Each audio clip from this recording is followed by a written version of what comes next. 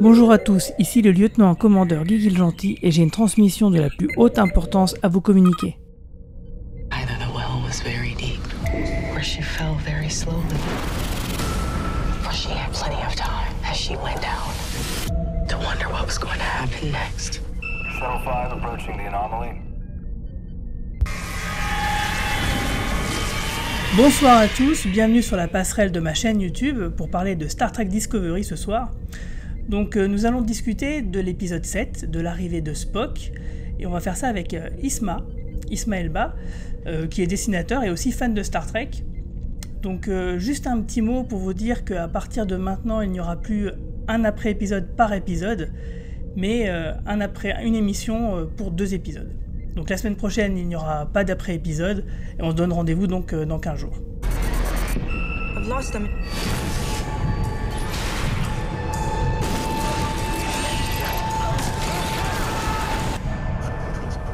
Spock, it's me. Alors, salut Isma, ça va ? Salut Guillaume, ça roule et toi ? Ça va. Donc, on va commencer par parler de toi. Qu'est-ce que tu fais dans la vie ? Tu es dessinateur de BD, d'ailleurs. Tu as travaillé sur Bertrand Kefterian avec Carlos Rodrigo. C'était un plaisir d'ailleurs.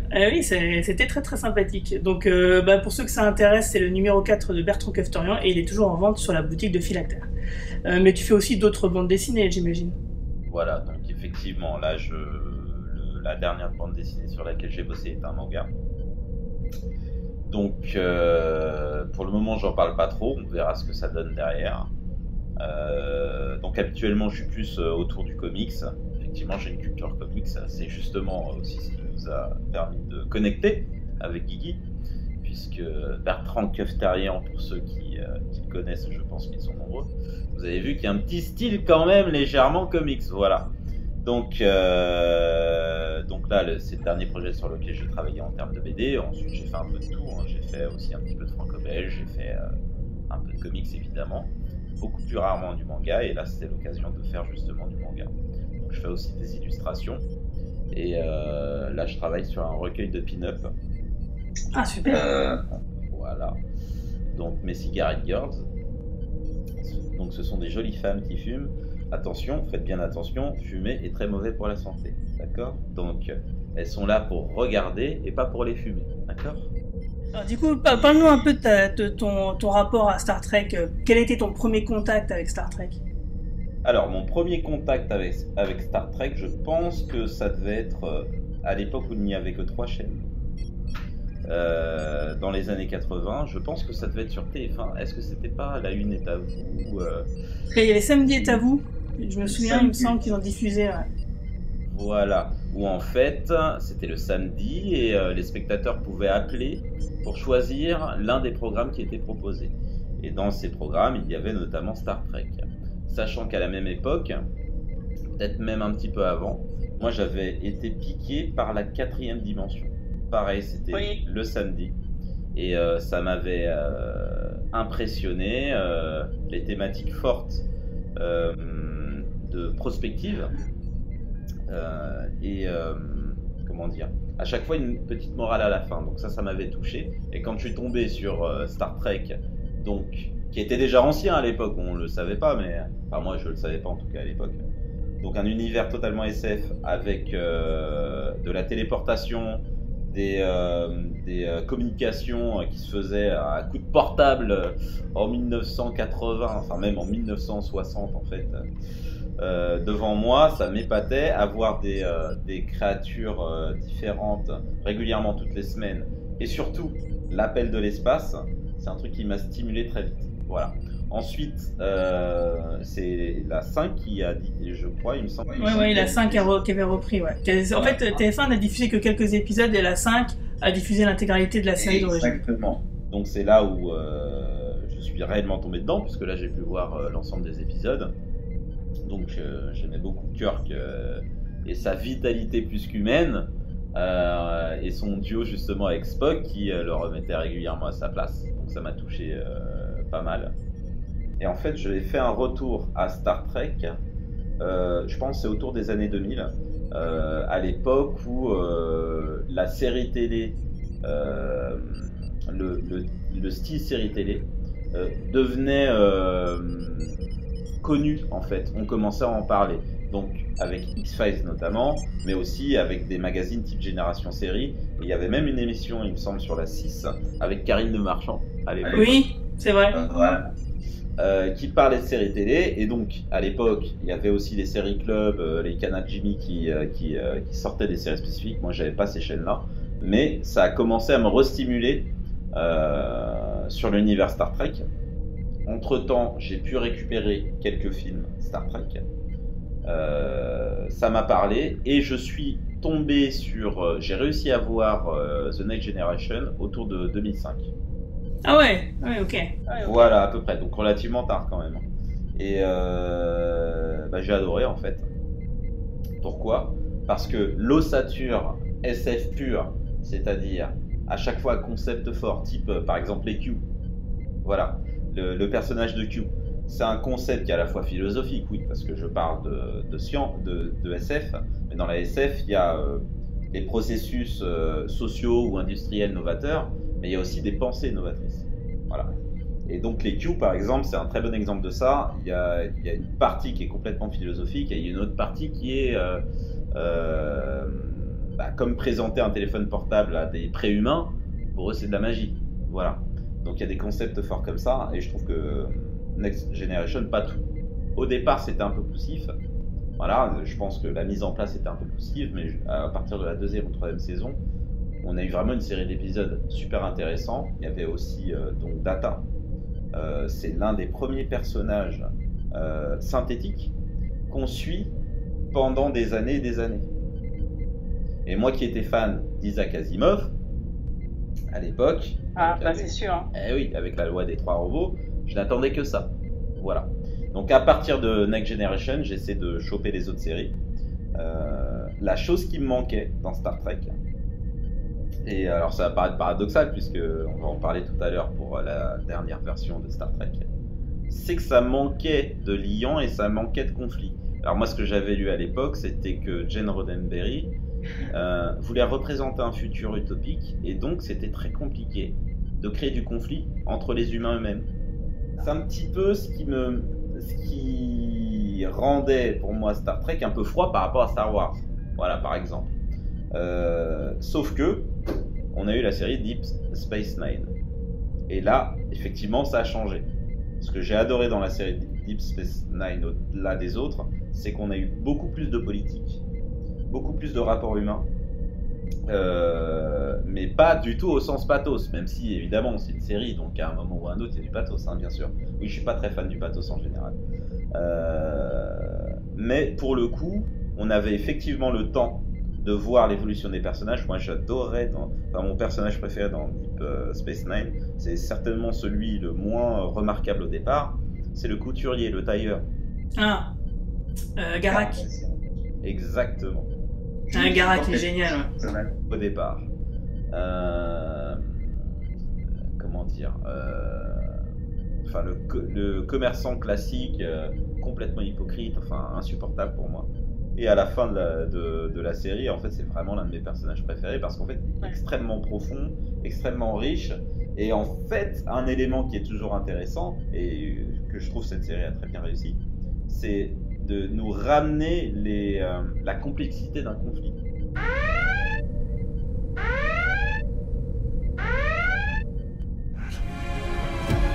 Something out there that intervenes before all is lost. You like being back in the saddle? Donc l'épisode d'aujourd'hui c'est Light on Shadows.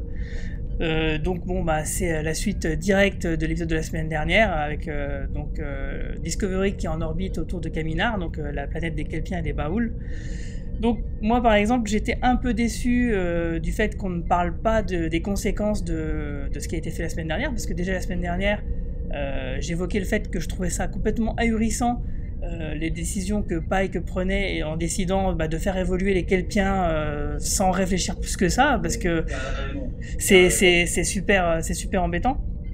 Et surtout c'est pas cohérent avec le personnage en lui-même tel qu'il est présenté. Donc il y avait ça qui était vraiment très gênant. Donc j'espérais quand même qu'on en parle, et en fait on n'en parle absolument pas, ce qui est d'autant plus dommageable que dans le pré-générique on a une scène entre Pike et Michael Burnham qui discutent dans le couloir, où en fait ils nous font que nous résumer les 6 épisodes précédents, alors qu'en fait on était au courant, surtout qu'il y a un previously au début de chaque épisode, donc on aurait très bien pu utiliser cette discussion pour justement parler du statut des Kelpiens et des Baoul, en disant bon bah voilà, ça s'est stabilisé, finalement on a bien eu raison de faire ce qu'on a fait la semaine dernière, au moins pour nous dire voilà, on en est conscient quoi, il y a une situation qui est un peu hors norme, on l'a causée, bon on est responsable, donc du coup on reste un peu à côté de Caminar, et en même temps on enquête sur les résidus de l'Ange Rouge pour voir où ça peut nous mener. Donc tu vois, c'est en quelques phrases, en quelques lignes de dialogue, en quelques secondes, on aurait pu nous poser un contexte un peu plus cohérent par rapport à ça. Donc c'est pas ce qu'on a eu, et c'est vraiment dommage. Et c'est d'autant pire parce qu'en fait la trame de l'épisode, c'est qu'il y a une anomalie temporelle qui est juste à côté de la planète, et à aucun moment ils ne vont contacter les Baoul pour leur dire attendez les gars, attention, on va s'en occuper, il y a un truc chelou, laissez-nous gérer parce qu'on sait mieux que vous. Et c'est d'autant plus étrange aussi que les Baoul, par exemple quand Discovery se pointe, il y a des gros vaisseaux qui arrivent et qui entourent le Discovery, alors que là il y a une grosse anomalie, personne sur Caminar, personne ne réagit quoi. Donc c'est étrange, donc du coup c'est pareil, ils auraient très bien pu communiquer avec la Baoul et en quelques phrases, en quelques lignes de dialogue leur dire on s'en occupe. Donc du coup c'est pareil, hein. Au niveau de la cohérence et de la crédibilité de la situation, elle s'en serait retrouvée renforcée, hein, pour pas cher, hein. Surtout que l'épisode il fait que 40 minutes, alors qu'il y a des épisodes qui atteignent les 50 minutes. Donc c'est vraiment, on peut pas dire que c'est un problème de restriction de budget ou de temps, surtout que c'est sur une plateforme de streaming. Donc c'est vraiment que les scénaristes, ils ont oublié de le faire tout simplement. La réalisation de l'épisode en lui-même par contre est plutôt classe, c'est-à-dire qu'il est plutôt cohérent, on arrête d'avoir la caméra qui tremble, qui tourne dans tous les sens, là les plans sont plutôt bien adaptés par rapport aux situations et aux sentiments des personnages, donc ils s'en retrouvent renforcés, c'est plutôt pas mal. Ce qui est un peu... ce qui m'a gêné vraiment, j'ai bien aimé l'épisode, malgré tous ses défauts, je l'ai bien aimé parce que j'ai trouvé qu'il était rythmé, malgré tout j'étais pris dans l'histoire, parce que moi dès qu'il y a des histoires, des anomalies temporelles, forcément moi ça me touche, c'est un truc que j'aime beaucoup, il y a plein de bonnes idées que j'ai bien appréciées, mais par contre le fait d'avoir les deux intrigues, Michael Burnham à la recherche de Spock et l'anomalie temporelle autour de Caminar, j'aurais trouvé que ça aurait mérité d'être 2 épisodes séparés, parce que chaque récit méritait d'avoir ses 45 minutes de développement, parce que dans l'un et l'autre, il y a des manques, ça va trop vite, donc du coup il y a des raccourcis, c'est vraiment dommage. On va en parler tout à l'heure, Isma, mais effectivement le rapport entre Pike et Tyler aurait mérité d'être plus développé.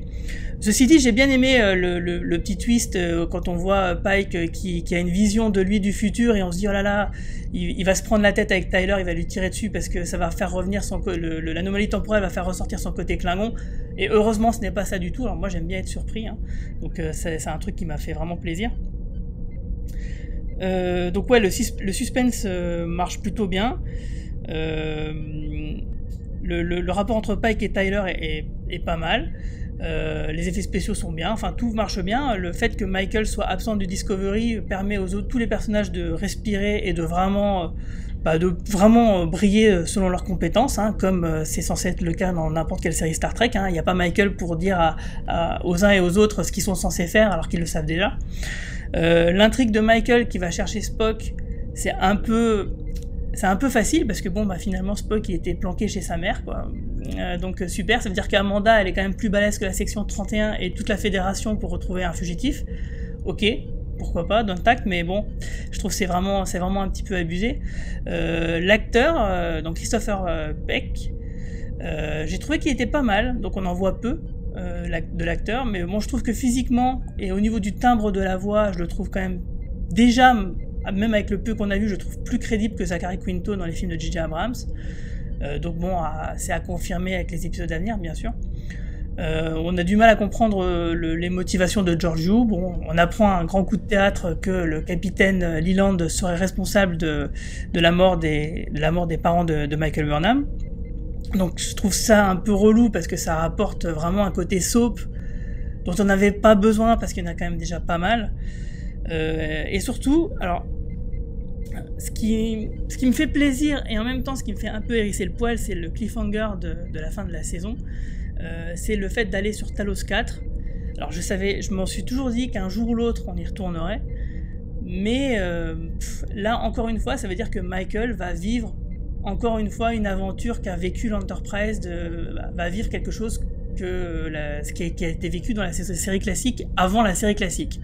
Alors ça donne toujours cette histoire de micro-univers, mais en y réfléchissant je me suis dit pourquoi pas, parce que quelque part cette retcon pourrait justifier le fait que Spock sache qu'il faille envoyer Pike là-bas après son accident dans le double épisode de la ménagerie, et aussi c'est ce qui pourrait justifier la création de l'ordre 7 qui punit donc de mort toute personne allant se rendre sur Talos 4.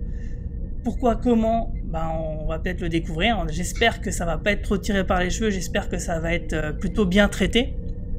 Parce que c'est quand même, encore une fois, on va taper dans le mythe, dans le canon de Star Trek pour faire évoluer une intrigue au lieu de créer quelque chose de nouveau. Moi je trouve que c'est toujours un peu dommage, c'est un peu la malédiction de la préquelle comme on en a déjà parlé. Donc voilà, malgré tous ces défauts, c'est vrai que je critique beaucoup, mais malgré tout j'ai quand même bien apprécié cet épisode parce que dans l'ensemble, malgré ces incohérences d'écriture, c'est pas vraiment des incohérences, c'est des manques, c'est-à-dire que les scénaristes ont été un peu paresseux, ils auraient pu en rajouter un petit peu plus pour que le contexte, le background de l'épisode tienne correctement. Bon voilà, j'ai trouvé que c'était plutôt pas mal, c'était bien rythmé, j'étais dans l'histoire, le suspense chez moi a fonctionné. Les décors de Vulcain, l'ambiance de Vulcain, même si c'est un peu too much, c'est un peu pathos, moi ça m'a quand même bien plu. Et je suis plutôt pour l'instant assez convaincu par Spock. Donc wait and see, et donc on verra bien. Et toi Isma, qu'est-ce que tu en as pensé ? Alors, moi ce que j'en ai pensé, c'est que pour le coup, depuis le début de cette seconde saison, cet épisode est l'un de ceux qui m'a le plus plu. Évidemment avec l'épisode autour de Saru, pour l'évolution du personnage de Saru. Alors pourquoi cet épisode m'a plu ? Parce que comme tu le disais, moi je trouve qu'il est plutôt enlevé. Voilà. Il est plutôt enlevé, il traîne pas trop. Alors, on a parlé du pathos, j'en reparle quand même, je donne aussi ma version du pathos. C'est que. Donc, toi, tu as parlé de l'impact de Michael dans l'ensemble de la trame, et je suis complètement d'accord avec toi. Mais en plus, elle amène perpétuellement un pathos énorme dans un peuple, notamment, qui est quand même connu pour éviter ce type de pathos, des Vulcains. Et donc, elle amène cet élément en plus dans le cheminement futur d'un personnage très important, Spock. Ce qui fait que ça greffe pas mal pour moi le ressenti de ce personnage, le ressenti de Spock, et même le ressenti pour moi de Michael, qui en fait a impacté émotionnellement complètement l'ensemble de la trame, alors qu'elle est présentée pour moi comme un humain qui justement a été élevé. En fait, elle est un peu l'inverse de Spock, en fait. Voilà. Elle est une humaine qui, en plus, a perdu ses parents, donc qui a connu des émotions très fortes. Et elle est cadrée par une société extrêmement logique. D'accord ? Donc là, on se retrouve avec finalement l'inverse. Un personnage qui, dès les premiers plans, a la larme à l'œil jusqu'au dernier plan.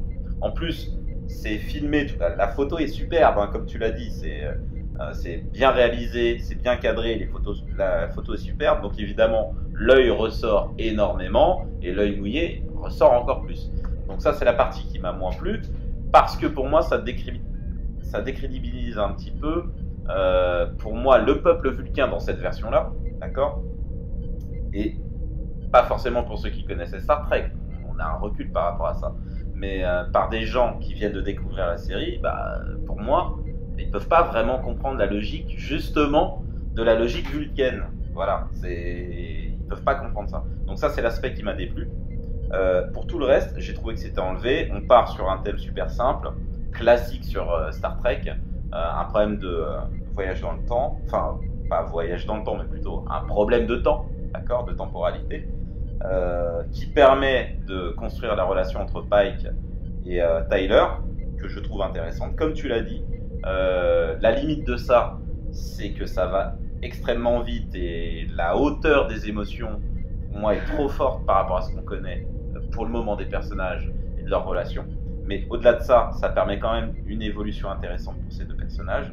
Et comme tu l'as dit, pareil que toi, j'avais eu un peu peur de Pike voyant le futur et s'imaginant tirer sur son comparse. Voilà, mais je pensais bien que c'était couru d'avance, qu'il y aurait une bonne raison à ça. Voilà. Mais bon, j'ai bien aimé ça, c'est passé très rapidement. Et à côté de ça, l'aspect, comme tu l'as dit, l'équipe, enfin, tranquillement, sans Michael, commence à prendre sur elle, décide par elle-même, et notamment le rapport entre Tilly et Stamets. Alors, déjà dans les épisodes précédents, on le voit, hein, mais là, on voit bien qu'ils c'est un bon duo. Voilà, que c'est un bon duo, ils se font confiance. Et surtout, ils sont créatifs. Ça, c'est un truc qui est important parce que ça aussi, pour moi, ça fait partie de Star Trek. En général, les personnages intéressants, ou du moins qui sont intéressants dans la trame du moment, ont toujours une grande force créative. Et là, pour le coup, pas comme Michael, parce que Michael a une grande force créative, mais en gros, on lui a donné tous les pouvoirs. Bon, heureusement qu'elle est créative. Enfin, je dirais même plus qu'elle manque de créativité, paradoxalement. Et là, on voit vraiment leur créativité. Ça permet d'avancer sur l'histoire. Et ça nous permet de rythmer l'histoire par des séquences courtes, dynamiques, émotionnelles, et qui font avancer le schmilblick. Voilà ce que j'ai aimé de cet épisode. Et comme tu le disais, excellemment réalisé, moi je trouve. Comme tu le dis, il n'y a pas le plan rotatif autour du groupe. Une fois, deux fois. 3 fois. Je me suis même dit à ce moment-là, mais le top ce serait que vous fassiez la même chose mais en mode inverse, quoi. Parce que là c'est trop. Donc voilà, tant qu'à faire, bon. Il y a quelque chose qui est étrange par rapport à Saru dans cet épisode, c'est que il y a une anomalie temporelle à côté de Kamina. À la fin, ils font tout péter. Les Discovery se cassent et sans se soucier de la planète des Kelpiens. Je veux dire, et Saru il se pose même pas la question de dire ok, alors il y a un tsunami temporel, la planète elle est juste à côté. Mais le Discovery se casse sans se préoccuper de la planète et de ses habitants. Alors c'est pareil, en une phrase, ils auraient pu dire la planète, le tsunami va dans une autre direction, la planète est hors de danger. Voilà, ils auraient pu sortir une petite tirade comme ça pour crédibiliser un peu la situation, parce que là, on comprend pas, quoi. Moi, c'est un truc qui m'a choqué. Je suis d'accord avec toi, mais c'est là où je serais moins dur que toi, parce qu'en fait, ce que tu pointes, pour moi, est présent depuis le début.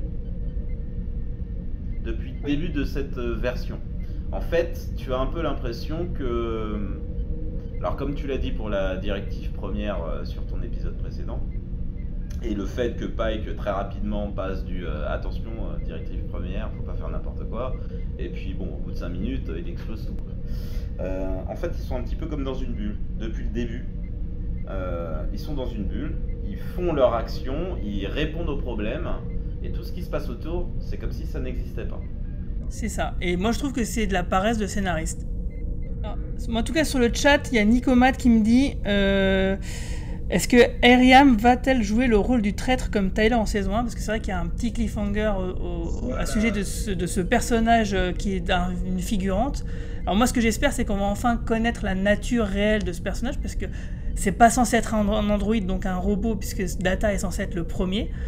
Donc j'espère qu'on va nous expliquer que c'est un cyborg, donc une créature vivante qui a, pour une raison ou pour une autre, qui a besoin de prothèses. Peut-être c'est un extraterrestre qui a besoin d'avoir ses prothèses pour pouvoir vivre au contact d'autres espèces que la sienne, donc un problème d'environnement. En tout cas, toujours est-il que visiblement, ce qui est synthétique en elle, en tout cas, semble piraté par les données par la sonde qui a été envoyée donc du futur. D'ailleurs, c'est étrange ça. Donc, ils envoient une sonde, elle revient, elle a pris 500 ans d'âge, donc elle a été modifiée 500 ans plus tard, et elle revient retour à l'envoyeur avec une intention belliqueuse. Donc, c'est étrange. Ça veut dire qu'en 2070, 2700 quelque chose, il y aurait un antagoniste au Discovery. Donc, à voir. Alors, donc, et toi, qu'est-ce que tu as pensé donc de Spock, de ce nouveau Spock ? Donc, c'est Ethan Peck, on me fait remarquer sur le chat, je me suis trouvé, c'est pas Christopher Peck, c'est Ethan Peck. Donc, qu'est-ce que tu as pensé de cette nouvelle itération du personnage ? Moi, je l'ai trouvé plutôt crédible, je trouve plus crédible en tout cas que Zachary Quinto. Alors moi je t'avoue que j'avais pas trop de mal avec Zachary Quinto, donc ce que je te dirais c'est qu'on n'en voit pas beaucoup, donc juste le truc, moi c'est vraiment l'élément de son apprentissage, sa difficulté d'apprentissage, que sur le papier je trouve intéressante. Mais en fait je sais pas où est-ce qu'ils veulent en venir avec lui. Je ne sais pas. Et comme je le disais plus tôt, comme il y a un rapport étrange avec Michael, enfin pour moi ça change de personnage. Pourquoi pas, encore une fois, mais je vois pas du tout où ça veut aller. Je ne vois pas du tout, et d'ailleurs j'ai même un problème, c'est ce dont on parlait. Je parlais de pathos. J'ai un gros problème entre la relation de la mère et du père justement de Spock et de Burnham, et sur le fait que, enfin je sais pas, c'est normal, c'est une mère, elle veut protéger son fils, tout ça est très logique, il n'y a pas de souci. Mais qu'elle s'étonne que son mari, qui depuis quand même, enfin qu'elle a décidé de rejoindre dans son univers, dans sa culture extrêmement logique, s'étonne qu'il ne soit pas d'accord avec elle, et finalement d'ailleurs à la fin il trouve quand même une solution logique. Il trouve quand même sa solution logique. Pour moi me paraît étonnante. Donc le personnage en lui-même, j'ai pas grand chose à en dire. Il y a potentiellement il y a des choses très intéressantes qui peuvent en sortir, mais en même temps il y a plein de choses très casse-gueule aussi qui peuvent arriver. Voilà. Plus casse-gueule qu'autre chose, hein. Et pour moi c'est effectivement comme tu l'as dit, c'est ce que je pense aussi, on est dans un univers qui est très riche. Il faut se rappeler quand même qu'à l'époque de la première version de Star Trek, moi j'étais pas, enfin il n'y avait pas internet à l'époque, voilà. Puis nous on l'a eu très tard, mais j'imagine, et d'ailleurs même j'ai lu des choses là-dessus, les premiers fans de Star Trek, quand Picard est arrivé, c'était très compliqué. Ah oui, il y a eu un gros clash. Et du coup pendant longtemps il y avait un débat, c'est qui tu préfères, Kirk ou Picard, quoi. C'est sûr. Bon, on le sait tous maintenant, c'est Picard qui a gagné, on le sait. Ouais. Mais donc c'était très compliqué, sauf que ce que je veux dire par là, c'est que donc on n'a pas repris Kirk, on a posé Picard, et Picard a permis carrément autre chose dans cet univers. Les deux sont très intéressants, mais ce qui est intéressant, c'est qu'il y ait justement plusieurs personnages intéressants dans le même cadre d'univers. Et donc moi c'est le souci que j'ai potentiellement avec ce Spock là. De toute façon, oui, à partir du moment où sa seule présence a une valeur purement marketing pour drainer du grand public, c'est sûr que artistiquement, sa valeur, son intérêt dans le récit, elle est pauvre, quoi. Parce que Michael Burnham aurait très bien pu être une humaine élevée par des Vulcains autres que Sarek et Amanda, et donc ne pas être la sœur de Spock, quoi. Enfin, ça fait partie du péché originel, hein, de toute façon, de Discovery, d'avoir voulu taper là-dedans, quoi. Oui, alors c'est l'un des problèmes aussi pour moi de cette série-là, c'est la caisse de MacGuffin. Donc voilà, Spock, c'est un MacGuffin. Le réseau mycélien, un MacGuffin Deus Ex Machina. Bon, c'est un petit mix entre les deux. Et ça, c'est assez gênant en fait. C'est assez gênant parce que ça décrédibilise un petit peu la trame en elle-même sur ce qu'elle veut dire. Il y a tellement d'éléments importants de la trame qui pivotent à ces moments-là que ça perd complètement pour moi de son sens. Non mais je suis tout à fait d'accord, hein. Ça fait partie un peu de la paresse des scénaristes, des auteurs et de la méthode Bad Robot, hein, qu'on a déjà vécu sur Lost, hein. C'était un peu les mêmes problèmes narratifs, donc c'est pas étonnant de les retrouver ici. Ce que j'espère moi c'est que dans la saison 3, parce que donc Discovery a bien été renouvelé pour une saison 3, la nouvelle showrunneuse qui s'appelle Michelle Paradise, visiblement, d'après ce que Lars Kurtzman a déclaré, c'est une vraie spécialiste, une vraie connaisseuse de l'univers de Star Trek, que c'est elle qui, lorsque les showrunners de la saison 2 ont été virés en milieu de saison, finalement a un peu remis les choses un peu dans l'ordre, à tel point que finalement donc, c'est elle qui sera la boss de la saison 3. Donc pour info, elle a écrit l'épisode 9 et les 2 derniers, donc on verra bien ce que ça vaut à ce moment-là, à juger sur pièce donc. Mais bon, c'est rassurant, on imagine que la saison 3 de Discovery sera encore meilleure. Faut pas oublier que toutes les séries Star Trek finalement ont décollé réellement, à part la série classique, à partir de la saison 3. Donc peut-être que Discovery n'échappera pas à la règle et que la série deviendra vraiment bien qu'à sa saison 3.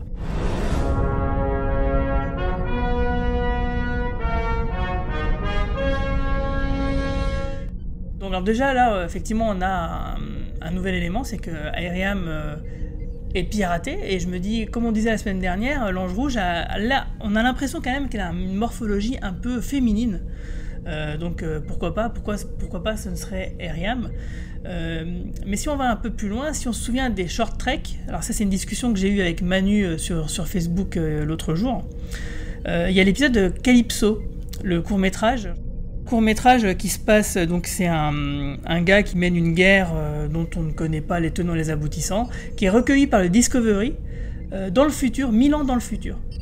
Et en fait, le Discovery est entièrement vide, et il est piloté par une IA. Et donc l'épisode s'appelle Calypso. Et en fait, l'IA, elle va essayer un peu de séduire le gars, quelque part. On sait pas trop pourquoi. Bon, c'est un peu une histoire à la Her de Spike Jonze. Je sais pas si t'as vu ce film, qui est excellentissime. Et en fait, à un moment donné, le mec en question, dont l'IA semble tomber amoureuse, d'ailleurs Calypso, alors on va revenir un peu sur la mythologie, mais Calypso c'était la fille d'Atlas qui a accueilli Ulysse qui venait de faire naufrage. Amoureuse du héros, la nymphe bouclée s'efforça vainement pendant 7 ans de lui faire oublier sa patrie, son épouse, dans sa grotte enchantée entourée de bois, de peupliers, de cyprès.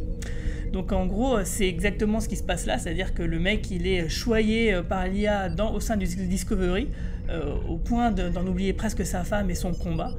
Finalement à la fin l'IA le laissera partir, donc le gars c'est vraiment clairement Ulysse dans le short trek. Et en fait ce gars-là, figurez-vous qu'il a un tatouage qui ressemble à un ange dans le dos. Et l'IA le note en fait. Elle check ce tatouage et elle se dit ah tiens. Et donc on pourrait très bien imaginer, comme il y a une histoire de voyage dans le temps, que c'est une histoire qui se passe 1000 ans dans le futur. Donc en fait on ne sait pas pourquoi le Discovery est à l'abandon. L'IA dit qu'on lui a donné l'ordre d'attendre à l'endroit où elle attend. Donc pourquoi pas imaginer que cette IA, elle aurait quelque chose à voir avec l'Ange Rouge, d'autant plus que Zora, le nom de cette IA, dans l'épisode, dans le court-métrage, c'est aussi le nom slave de Eos, Aurora, la déesse de l'aube, qui ressemble un peu à un ange en fait. C'est une femme avec des ailes d'ange. Donc voilà, si on tape un peu, si on gratte un peu là-dessus, on peut se dire, peut-être qu'il y a quelque chose à fouiller là-dedans. Donc ouais, moi ça me plaît quand même un peu plus cette histoire-là, parce que ça éloigne un peu le spectre de Michael et l'Ange Rouge, et c'est Michael qui chapeaute, qui crée l'univers Star Trek comme elle le souhaite, pour une raison qu'on ignore. Donc voilà, j'espère que ça va aller un peu plus là-dedans, et que peut-être que Airiam aura quelque chose à voir avec cette histoire-là. Et toi, est-ce que toi tu as des théories sur l'Ange Rouge ? Bah oui, alors moi j'ai une théorie complètement cramée du bulbe, c'est normal, moi je suis fan des théories cramées du bulbe. Donc non, moi j'étais parti sur un truc, en fait j'ai juste eu un flash, comme justement dans cet épisode on a la référence à la disparition des parents de Burnham par le capitaine Leland. Je me suis dit qu'en fait ça pourrait être effectivement un retour dans le passé qui remonterait jusqu'à l'époque justement de la guerre, qui aurait qui aurait fait que les parents de Burnham soient morts, et qu'en fait que Burnham y soit pour quelque chose dans ce retour dans le passé en fait. C'est juste le petit flash que j'ai eu, je ne sais pas du tout ce que ça va donner, je ne sais pas du tout si ça correspond au futur de la série. Et effectivement, comme tu le dis, c'est pas le truc que je préférerais, puisque de toute façon, si on suit la logique de Burnham en mode je suis le dieu de la nouvelle version de Star Trek, évidemment, il n'y a plus de suspense. Ni suspense, ni intérêt. Donc j'aimerais que ce soit autre chose. Ce que tu proposes me semble plus intéressant. Maintenant, ce que je trouve assez dommage, c'est que attendre une saison et demie pour finalement utiliser un personnage aussi important, et surtout aussi intéressant, parce que sur le fond, comme tu le disais, voilà, il y a ce type de personnage, on ne l'a pas forcément connu dans Star Trek jusqu'à maintenant. Le fait d'avoir un cyborg. Exactement, d'avoir un cyborg. Donc je pense que ce serait un petit peu dommage. Voilà. Donc j'ai pas plus à dire en termes de théorie là-dessus, j'avoue. Ok, bon, c'est pas grave. Hein. D'ailleurs, on va pas faire de point Picard parce qu'il n'y a pas vraiment d'informations là-dessus. Tout ce qu'on sait, c'est que Jonathan Frakes a déclaré qu'il allait réaliser un épisode. Ben, merci à toi donc d'avoir participé à cet après-épisode. Je te souhaite une longue vie et plein de prospérité. De même à toi.